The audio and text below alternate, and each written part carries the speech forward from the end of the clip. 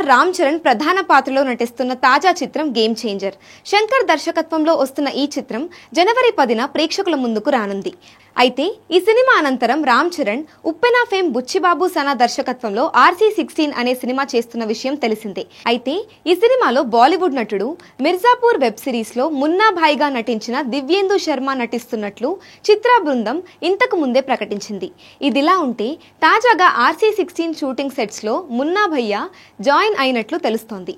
Shooting sets లో దివ్యేందు శర్మతో బుచ్చిబాబు దిగిన ఫోటోను చిత్ర బృందం తాజాగా పంచుకుంది. ఇందులో కమీడియన్ నవీన్ కూడా ఉన్నాడు.